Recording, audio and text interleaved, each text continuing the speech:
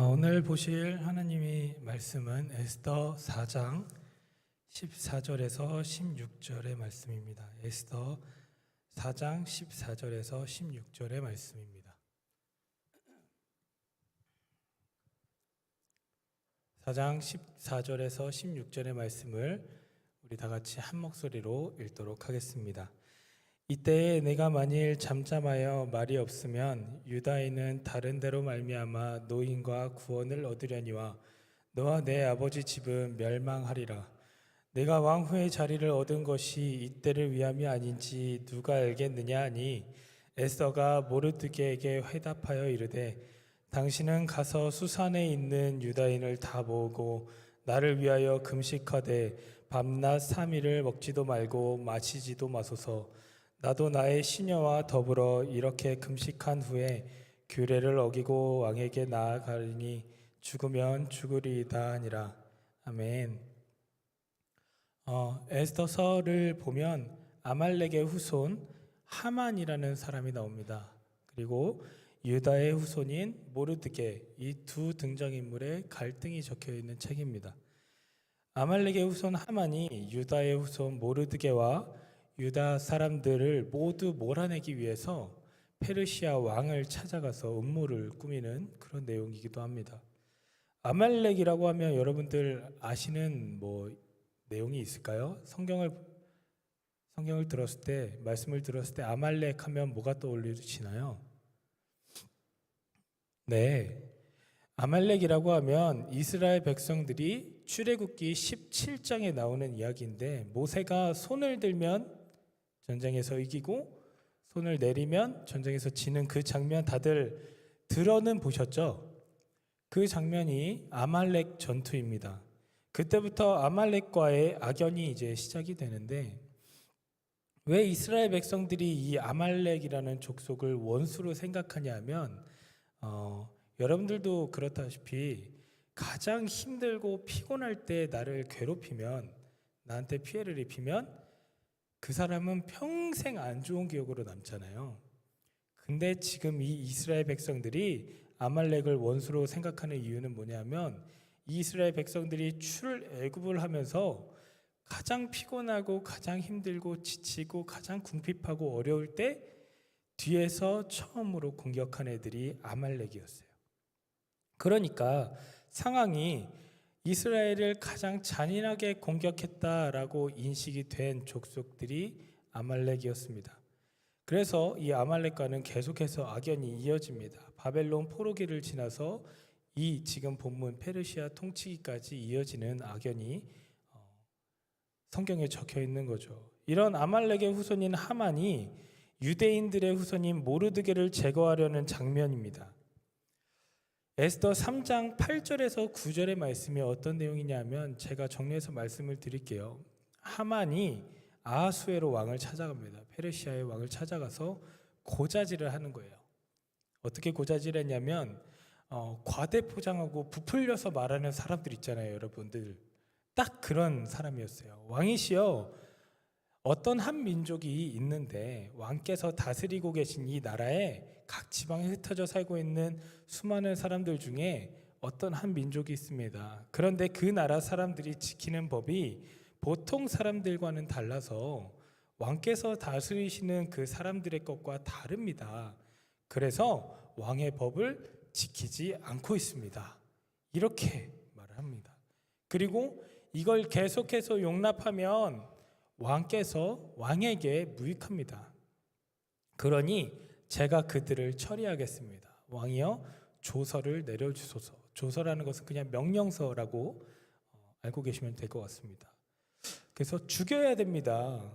근데 그때 여기서 말하는 흩어져 살고 있는 나라 사람들이 누구일까요? 유다 사람들입니다.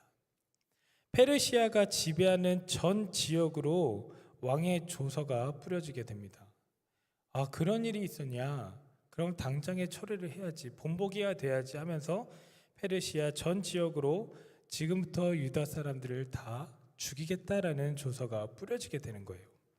그때 페르시아 전역에 흩어져 살고 있는 유대인들이 한순간에 몰살당할 위협에 처하게 됩니다.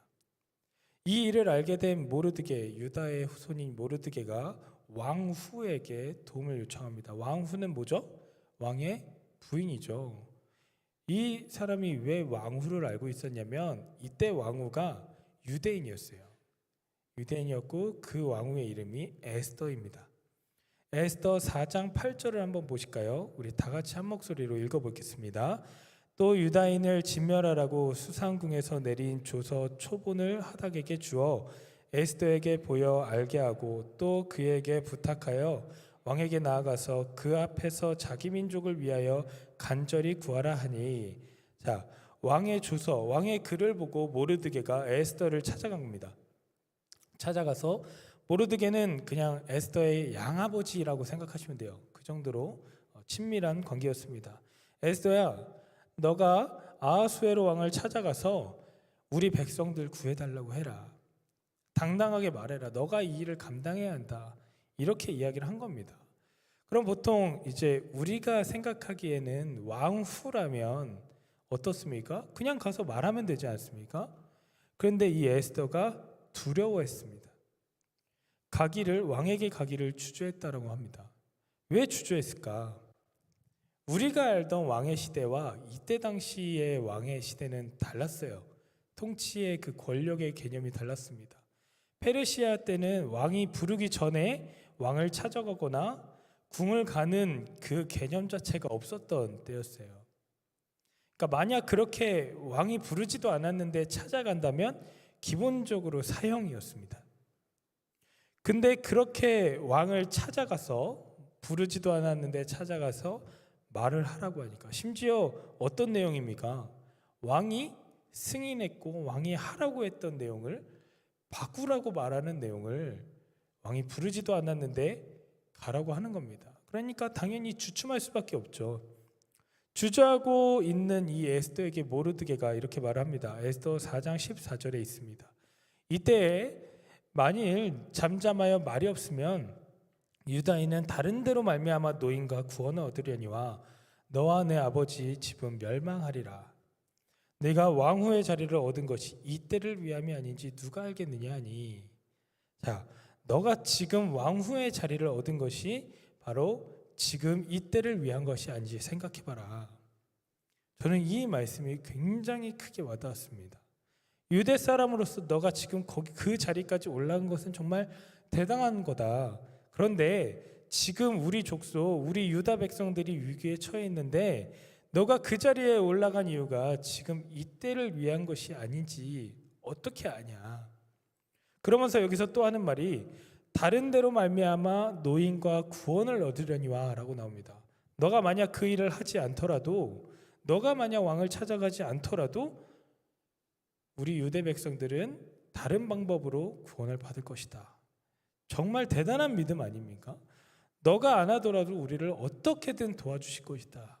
우리를 어떤 방법으로든지 우리를 놓아주실 것이다. 저는 이 말을 이렇게 한번 정리를 해봤습니다. 우리를 어떻게 도우실지는 모르지만 도우신다는 사실은 안다. 이렇게 받아들여졌어요. 굉장히 큰 은혜가 있더라고요. 확신에 찬 목소리로 하나님을 믿고 선포하는 말이기 때문에 우리도 이 모르드게의 말을, 선포를 받아들여야 된다고 생각합니다. 여러분, 그런데 에스더서에서는 참 놀랍게도 하나님이라는 단어가 한 번도 나오지 않습니다. 하나님의 존재가 연상되는 본문만 한 번 있을 뿐, 그 본문이 바로 여기입니다. 노인과 구원을 얻으려니와, 다른 데로 말미암아 노인과 구원을 얻으려니와 너는 책임을 다하지 못했기 때문에 너와 내 아버지 집은 멸망하리라.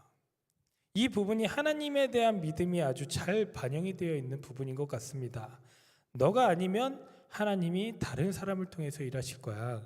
하지만 거기까지 올라가게 된 것은 지금 이때를 위한 것이 아닌지 한번 생각해 봐라. 이 부분을 잘 보시면 하나님의 일하심과 하나님의 섭리와 인간의 책임이 아주 잘 섞여 있는 부분인 것 같아요.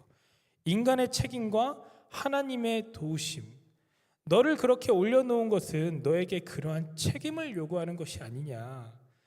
하나님의 섭리는, 하나님의 도우심은 하나님이 그저 단독적으로 움직이시는 것이 아니라 어떠한 특정한 인물에게 책임을 부여해서 그와 함께, 그와 동시에, 그와 동역하며 함께 일을 하신다는 겁니다.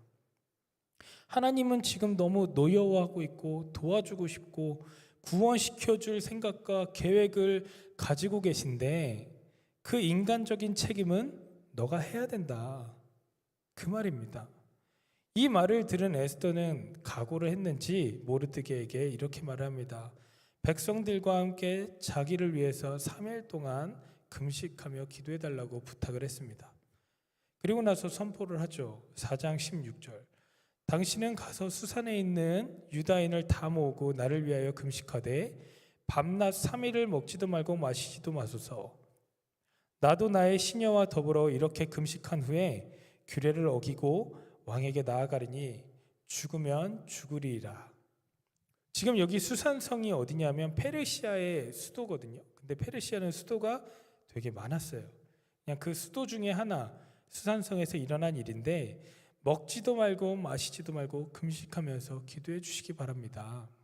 나도 나의 시녀들과 함께 금식하겠습니다. 그리고 나서 이 에스더가 세상적인 규례를 어기면서까지 왕에게 나아가리니 죽으면 죽겠습니다. 기도하고 세상적인 규례를 어기고라도 내가 나아가겠습니다. 하나님께 기도하고 나서 죽으면 죽겠다라는 각오를 하고 자신의 남편이자 왕인 아하수에로 왕을 찾아갑니다. 에스더 5장에 왕후 에스더가 목숨을 걸고 아하수에로 왕에게 찾아간 장면이 나옵니다. 그때 어떤 일이 벌어졌냐 하면 한번 읽겠습니다. 5장 2절에서 3절. 왕후 에스더가 뜰에 선 것을 본즉 매우 사랑스러움으로 손에 잡았던 금규를 그에게 내미니 에스더가 가까이 가서 금규 끝을 만진지라.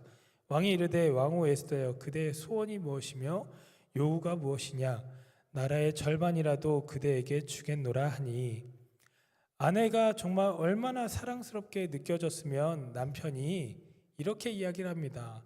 당신이 원하는 대로 다 내가 해주겠다. 정말 멋있지 않습니까? 이런 남편 흔치 않죠. 근데 어떻게 보면 상당히 이 내용이 쉽게 받아들이고 가볍게 받아들여질 수 있는 부분인 것 같아요. 뜬금없을 수도 있고 그냥 에스더가 믿음을 가지고 왕을 찾아갔는데 그 왕의 에스더의 기도를 정말 듣고 에스더의 기도가 하나님께 응답되고 그냥 이렇게 정말 간단하게만 볼 수 있는 내용일 수도 있는데 이 에스더의 입장에서 한번 생각을 깊이 한번 해보시기 바랍니다. 얼마나 두려우면 이름도 모르고 얼굴도 모르는 사람들에게 기도 부탁을 합니까? 그러면서 3일 밤낮을 자기도 금식하면서 기도한 거예요.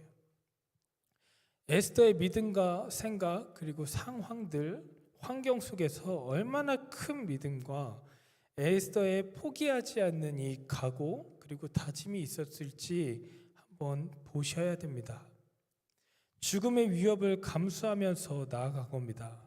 그렇게 죽음의 위협을 감수하고 하나님을 의지하면서 기도하고 나아갔더니 이제는 그 위기의 순간이 죽음의 문턱이 남편의 사랑으로 극복이 되고 반전이 시작이 되는 겁니다.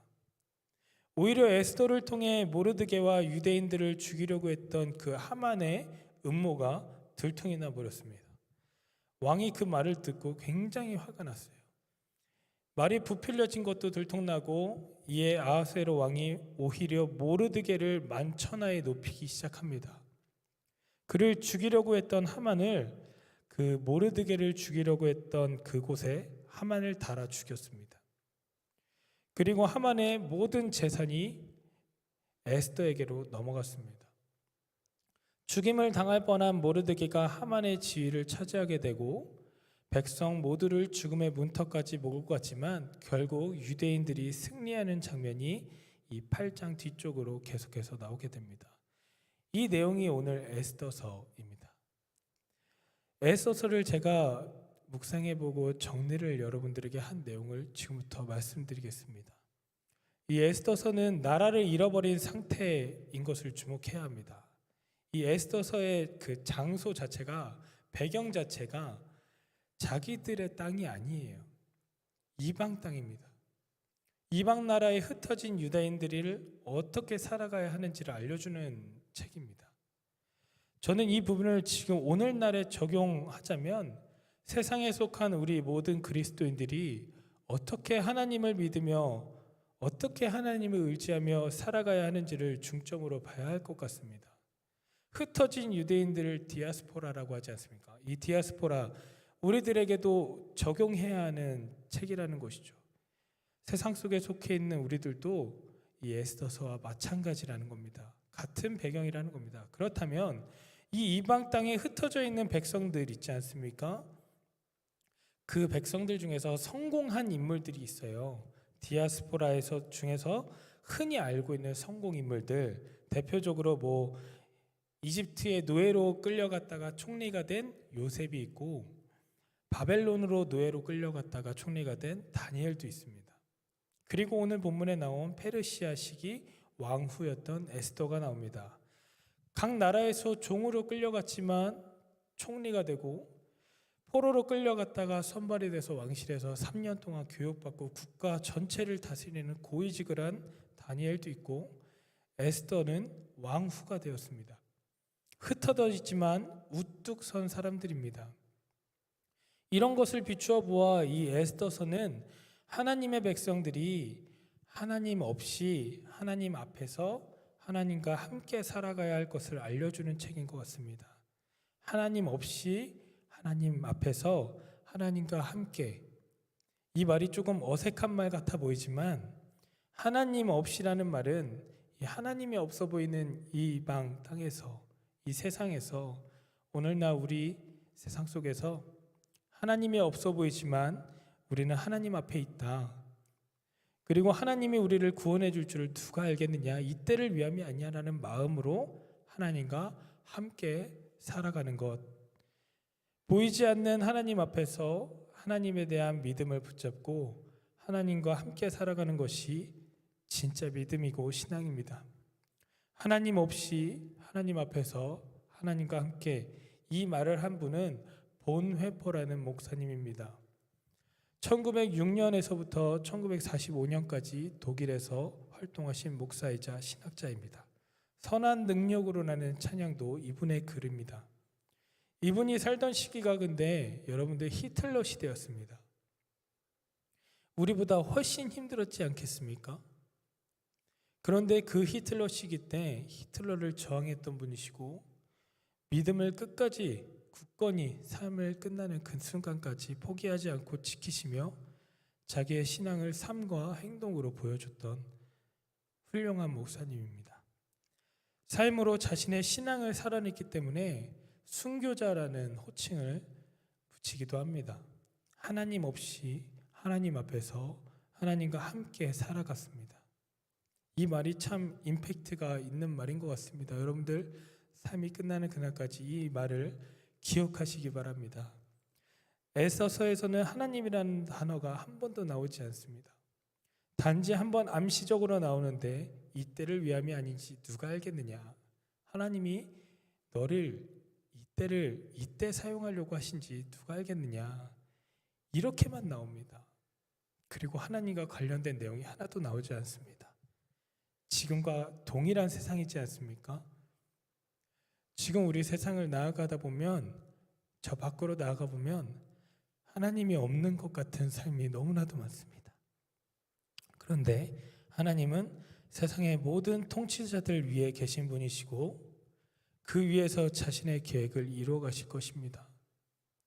물론 자동적으로 하나님께서 이루어 가시는 것이 아니라 하나님에게 충성스러운 그 종들을 통해서, 믿음을 가진 어떤 한 사람을 통해서 하나님은 하나님의 일을 이루어가고 계십니다. 모르드게를 사용하셨고 에스더를 사용하셔서 유다 민족 전체를 구원하셨습니다. 그리고 하나님의 나라의 역사를 이루어 가시고 이어가고 계시고 지금도 함께하고 계십니다. 하나님이 계시지 않을 거라고 생각드는 그 세상 속에서도, 아무도 의지할 수 없는 이방 땅에서도 하나님은 여전히 역사하신다는 사실을 여러분들 믿으시기 바랍니다. 하나님은 보이지 않는 곳에서 보이지 않게 일하시고 그때도 함께 하시며 지금도 역사를 쓰고 계십니다. 우리 눈에 보이지 않지만 하나님은 정말로 언제나 저와 여러분들과 함께하고 계십니다. 하나님이라는 단어가 나오지 않을 것 같은 환경 속에서도 하나님은 우리와 함께하고 계십니다. 하나님의 부재는, 하나님이 안 계시는 것 같은 것은, 하나님의 감추이심은 존재하지 않음이 아닙니다. 하나님이 안 보이시는 것은 안 계신 것이 아니라 은폐 속에 현존하고 계시며 일하시고 계시는 분이시라는 것을 믿으시기 바랍니다. 하나님 도대체 어디에 계십니까? 라는 상황이 있을 때에도 하나님은 난 단 한 번도 너를 떠나지 않고 너의 눈에 보이진 않지만 나는 너를 보고 있고 항상 너와 함께하고 있다. 하나님, 지금이 제 기도에 응답하실 가장 적절한 시기입니다. 하나님, 지금 일해 주셔야 합니다. 지금입니다. 지금 나타나셔야 합니다. 라고 말하기도 하고, 혹은 하나님 지금 도대체 어디 있으십니까? 지금 일하셔야 합니다. 지금 만나주셔야 합니다. 어디 계십니까? 라며 불평과 불만이 있을 때에도 하나님은 여전히 부재하시는 존재가 아니고 감추심이 아니라는 사실을 부디 믿으시기 바랍니다. 하나님은 절대로 우리를 떠나지 않으십니다. 하나님이 안 계신 듯한 그런 삶과 세상, 환경, 상황 속에서 존재하지 않을 것 같은 그때에도 정말로 우리와 함께하고 계시다는 사실을 이 세상을 떠나는 그 순간까지 마음속에 간직하시기 바랍니다.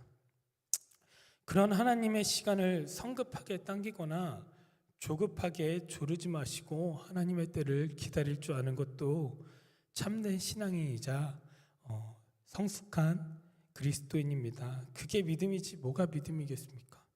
우리가 삶을 살아가다 보면 세상의 때가 있고 세상의 환경과 상황, 시간, 기준이 있고 주변 사람들의 시선과 조언들이 우리들의 기준이 되진 않습니까? 세상의 말들에 너무 민감하실 필요 없습니다. 천천히 올바른 길로만 걸어가시기 바랍니다. 세상의 평가에 둔해지시고 하나님의 시선에 민감해지시기 바랍니다. 세상 속에 하나님이 안 계신 것들이 너무나도 많은데 일하는 곳과 학교, 가정, 관계들 속에서 혹은 내가 생각하는 나의 막막한 미래들, 하나님이 안 계신 것 같지 않습니까? 하나님이 없어 보이는 그곳에서 하나님 없이 하나님 앞에서 하나님과 함께 살아가는 그런 모습을 보이는 강한 신앙인들이 되시길 소망합니다. 제가 너무 사랑하는 아현교회 청년들은 은폐 속에 존재하고 계시는 하나님을 절대로 놓지 마시기 바랍니다. 그렇다면 우리는 하나님 안에서 어떤 어려움도 이겨낼 수 있으실 겁니다. 제 이야기를 간단히 하고 마치도록 하겠습니다.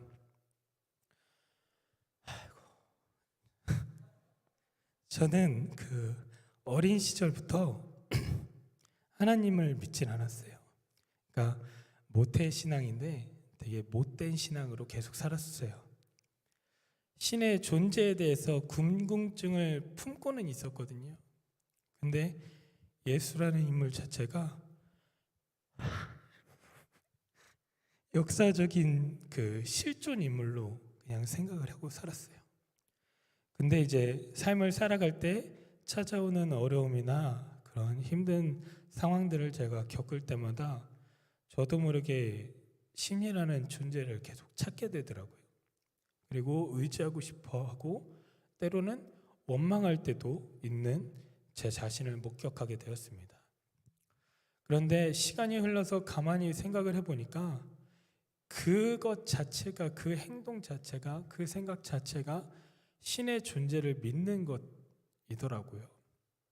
하나님의 부르심이었던 것 같습니다. 존재에 대한 그 갈망과 믿음이 아예 없다면 궁금해하지도 않고 의지하려고 하지도 않고 원망하지도 않겠죠. 근데 있다고 믿기 때문에 원망도 해보고 의지하려고 했던 것 같아요. 왜냐하면 저는 신이 있었으면 좋겠다라고 생각을 했어요. 창조주 혹은 그냥 어떤 신이라도 불리우는 존재가 있으면 좋겠다. 그래서 저는 어릴 때부터 신에 대해서 궁금증을 풀고 살아갔습니다.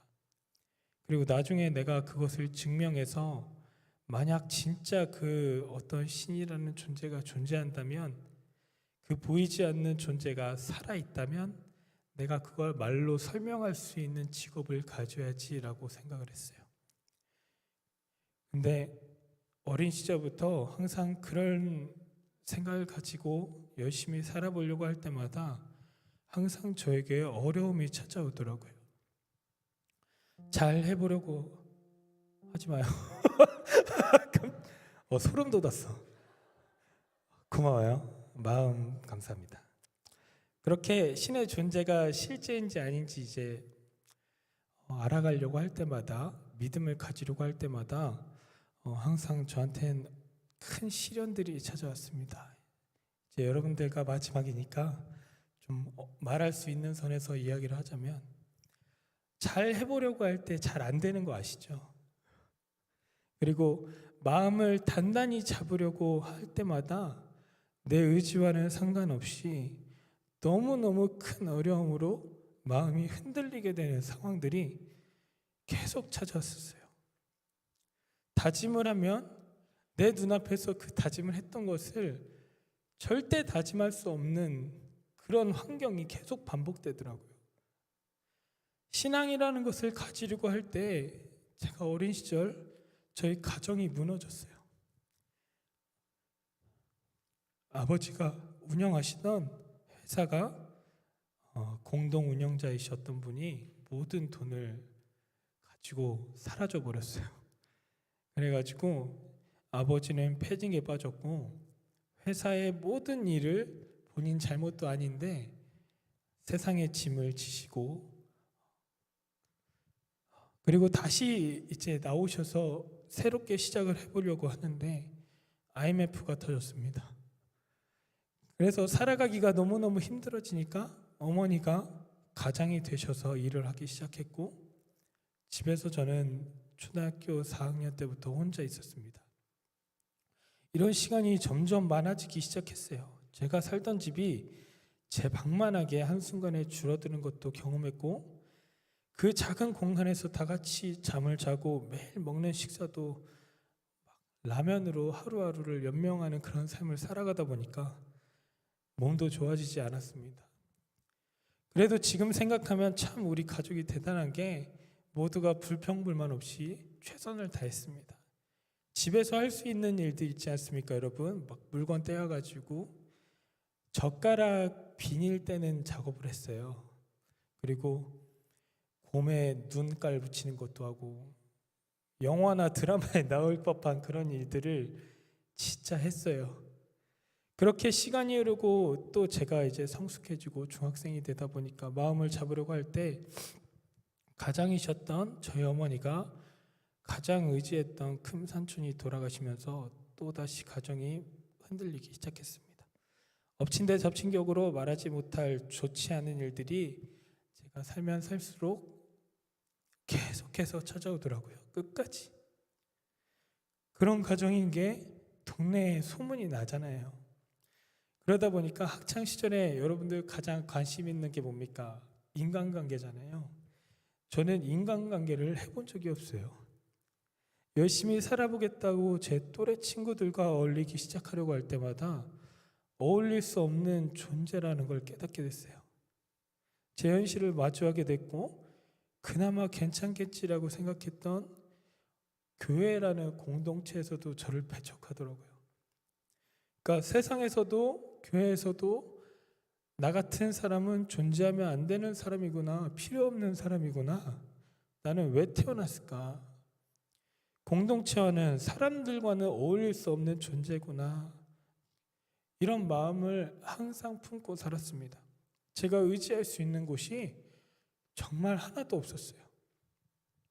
학교에서의 삶도 무너지고 가정도 무너지고 교회도 무너지다 보니까, 그리고 모든 일들이 무산되는 이런 일상들을 10대, 20대 때 시기에 계속해서 살고 있었습니다. 오해와 질타, 세상적인 따돌림과 구타도 당했고 손가락질 받으면서 한마디로 세상이 버린 존재가 되었습니다. 그리고 어떤 공동체든 원치 않는 사람으로 성장해 가기 시작했어요. 지금도 생생한데 제가 밤마다 우울증이 너무 심하게 와서 내일이 오지 않게 해달라고 기도했어요. 그리고 불안감으로 잠에 들지 못하고 환청이 들리고 가위가 너무 자주 눌려가지고, 여러분 가위 눌리세요? 가위 진짜 자주 눌렸거든요. 신기해요. 근데 그러다 보니까 아침마다 계속 눈이 풀려 있었어요. 근데 내가 내 자신을 막 죽이는 꿈도 꾸고 이런 악몽들을 꾸고 나면 일어나면 제 눈에 계속 헛것이 보였어요.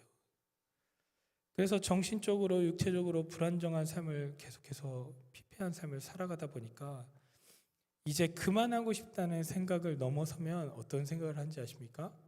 제가 내 자신을 전지적 작가 시점으로 보기 시작해요. 그리고 불쌍하게 생각하기 시작하는 거예요. 왜 너한테만 이런 일이 일어나니? 왜 너한테만 이런 시련과 어려움 그리고 삶의 좋은 기회들은 항상 가장 연약하고 내가 가장 불안정할 때 찾아올까? 이런 마음을 마귀가 하는 생각이잖아요. 그 생각을 제가 계속하는 거예요. 가족여행도 한 번도 못 해봤고 가족 사진도 하나도 없습니다. 저희 가족 4명이 다 같이 찍은 사진은 누나 결혼식이 처음이었어요. 흔히 하는 가족 외식도 저는 한 번도 하지 못했습니다. 그러면서 제 마음속에는 도대체 우리 집은 왜 이럴까? 스스로 나 자신을 너무 불쌍하게 여기게 되니까 제 꿈은 흔한 가정이었어요. 평범한 가정을 가지는 게 제 꿈이었습니다. 그래서 정말 저는 아까 처음에 말했듯이 신이라는 존재가 있으면 좋겠다고 생각했어요. 나에게 진짜 기적이 일어나면 좋겠다. 한순간에 인생이 변화되면 좋겠다. 원망과 간절함을 동시에 품은 외침을 매일 밤마다 했습니다. 그때는 몰랐지만 지금 생각해보면 도우심인데, 그래도 우울증이나 이 정신병을 좀 치료해보고자 병원을 찾아다녔어요. 그때 여기 뒤에 있는 연세대학교를 처음 왔습니다. 근데 이걸 학교나 이 가정에 말을 하게 되면 우울증 치료한다고 또 놀릴 것 같고 학교 빠지고 뭐 이런 소문이 나잖아요. 부모님에게도 엄마 나 인생이 너무 힘들어서 돈 좀 주십시오. 우울증 치료해야 됩니다. 이렇게 말도 못하니까 학교 끝나면 모자를 쓰고 여름에도 후드티를 입고 얼굴을 가리고 전단지를 붙였습니다. 그리고 그거 끝나면 저녁에 고깃집에 가서 불판 닦기를 했고 집에 가서 샤워하고 다 자고 있는 새벽 시간에 나가서 신문 배달을 해가면서 돈을 모았어요. 그러다 보니까 진짜 살기 싫더라고요. 학교 끝나고 친구들이랑 놀러 다니고 싶고 뭐 하고 싶고 동아리 뭐 이런 것도 해보고 싶고 남들이 쉽게 하는 것을 나는 너무 못하는 게 힘들었어요. 2시간씩 매일 자면서 학교 다니는 삶을 살아가는데 그 와중에도 제 목표는 한 가지였습니다. 평범한 가정, 행복한 가정. 왜 나한테만 이런 시련이 찾아올까? 어려움이 찾아올까? 이런 삶을 살고 싶다.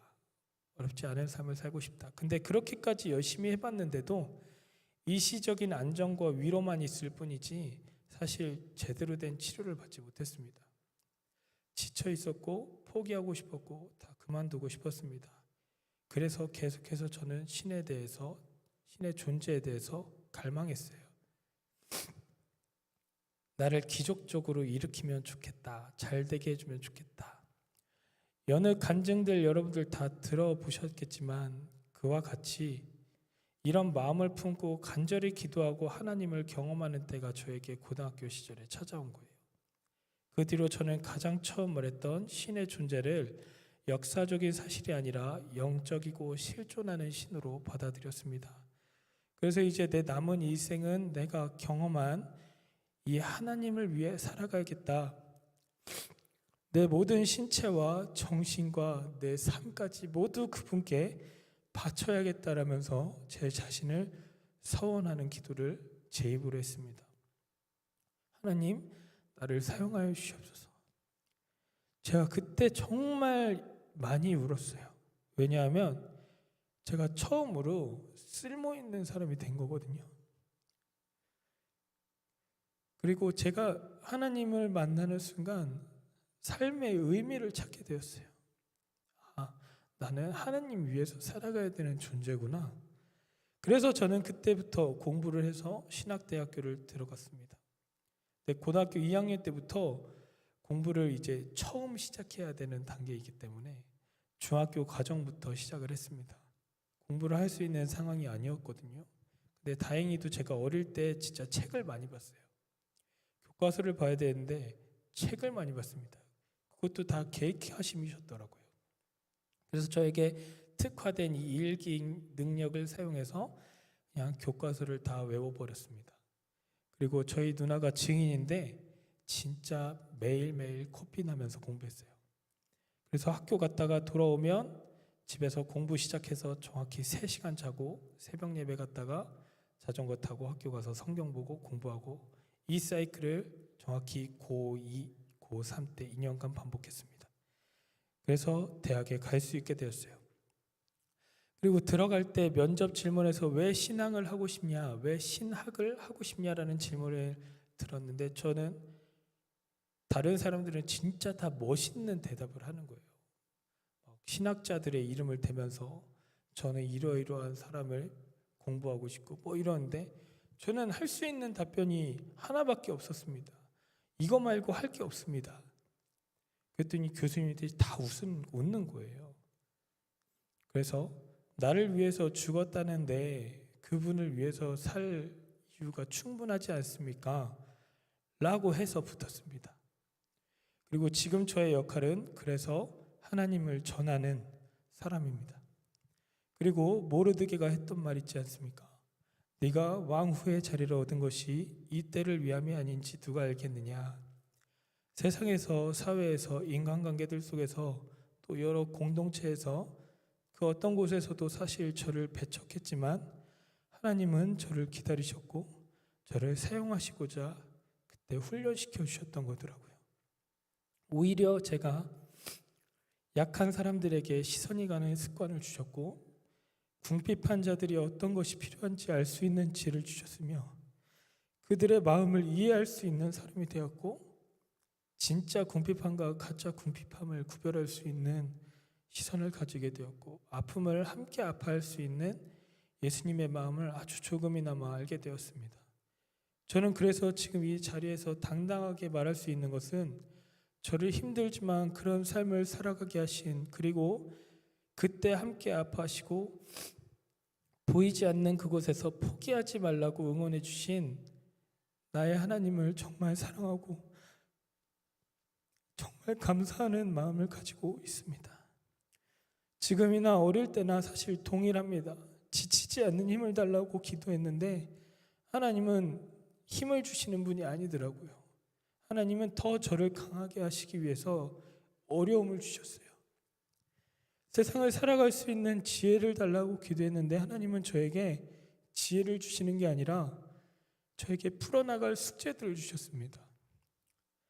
사랑을 허락해 달라고 사랑을 할 수 있는 마음을 달라고 기도했는데 하나님은 사랑을 주시는 분이 아니라 저를 계속해서 밀어내는 사람들과 도저히 사랑할 수 없는 것 같은 공동체를 허락하시더라고요.